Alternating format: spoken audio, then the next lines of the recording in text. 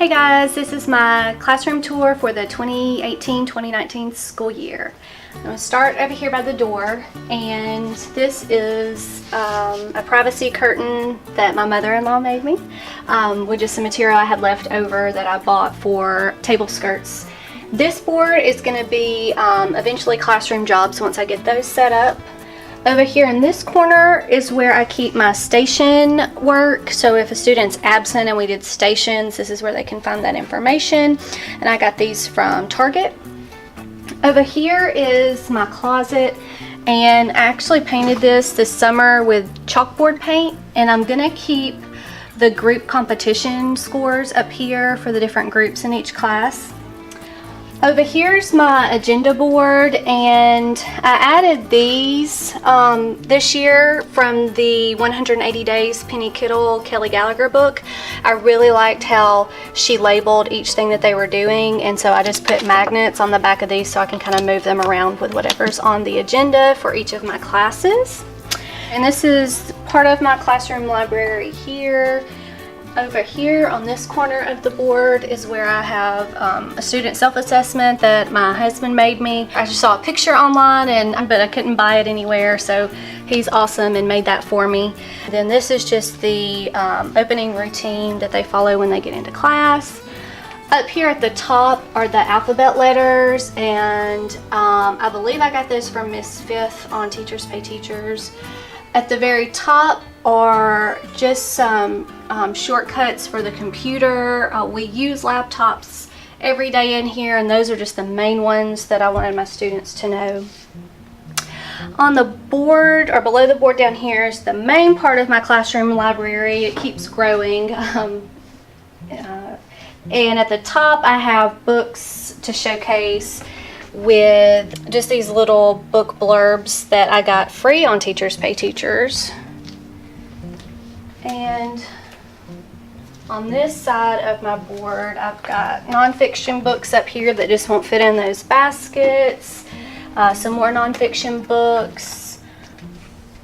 Up here I have a voice level chart, and I have a clothespin that I moved down to show them what voice level they need to be. And over here I got levels of understanding cards. I got these levels of understanding cards from Teachers Pay Teachers, and I'll put the link below because I don't recall the name of the person I got them for. The lights I got at the Target dollar spot, and just over here are picture books that I use throughout the classroom, and just bigger books that won't fit in my library checkout baskets. This part of my classroom is just a bookshelf that has my literature circle sets of books that we use throughout the year, and just some supplies that we use all the time that I want easy access to, and some of my classroom binders. At the top on the windows I have genre posters that I got last year, and I got those from Teachers Pay Teachers as well. And then this section over here is just my teaching section. Basically, I've got my document camera and my laptop that is hooked up to my projector. This is my teacher desk, and I got rid of the actual teacher desk last year and went to this table so I could meet with small groups a lot easier, and I really loved the way it turned out. And I just used this back here for my computer and just a few of my other little books and files and things like that. This I got at IKEA. I saw that everybody had one, so I had to get it, and so far I really like it. Over here, just a few more of my teacher books. I have Band-Aids for students, and the gumball machine I got at Hobby Lobby last year, and I put the erasers in it, and the kids love to get erasers from here. Up here are the free posters that I got off of a blog, and I don't even remember which one, but I was really excited about those because I love RBG and Frida Kahlo are two of my favorites. Over here I have one of the carts from Michael's that I keep all my papers for each class kind of organized with, and just a few other things, and I really love this. It's come in very handy. On my bulletin board up here, I keep the Freytag Pyramid, and as we read different novels in class or short stories, we keep track of the plot on here. And I have magazines for the students to look at. These are references for pre-AP class, definitions and things like that. And then down here, more book sets for literature circles and just my books that I've brought in. Over here, this is just some more storage for me to keep all of my Post-its and crafts and things like that organized. I have my podium over here, and I actually got, my husband made me this too, this TARDIS poster. I saw it on something and wanted one, so he made it for me, and I put it in there. And this area is kind of new. I didn't have this set up like this last year, but I have a book return for students to return books.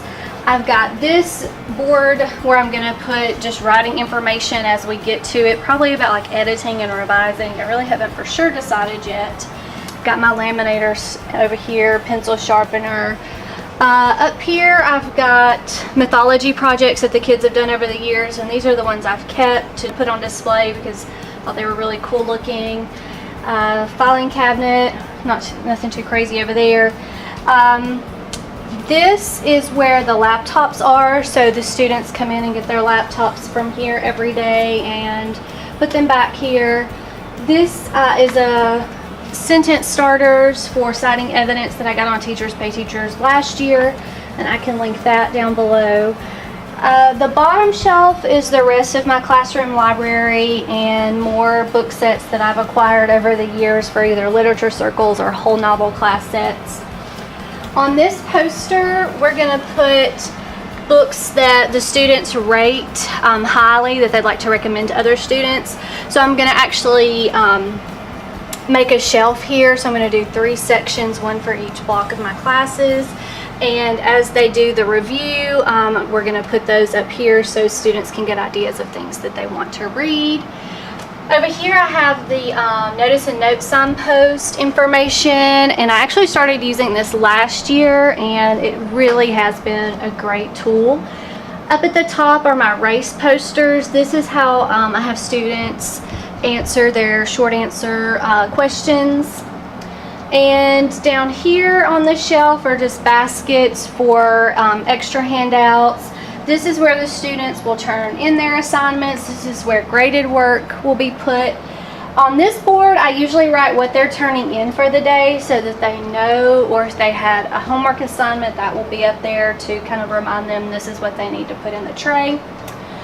This is one of the What Stuck With You Today boards where they put the Post-its on their way out of the door. And this is a class rules poster I got from Teachers Pay Teachers. I actually used these same rules last year, but my poster didn't look as cute that I made, so I just got this one. And the 108 is from Lost. It's also my classroom number, but my husband made a hatch for the Lost finale, and this was kind of left over from it, so I decided, hey, since my room's 108, I'll hang it up and see if any of the kids recognize it or ask about it. And I have had a couple of kids over the years that recognize it, so it's pretty cool. These desks are new this year, and I absolutely love them so far. So I'm starting out the year with them grouped in 5s, and each group I got a tower organizer for them to keep their notebooks and their folders in, and just any other supplies that I want to keep in these drawers. In this drawer, really all I have now, I put a dictionary and thesaurus in there. Up here, I'm planning on putting Post-its and scissors and red pens probably. And then their caddies in the top just have art supplies in them for them to use throughout the school year.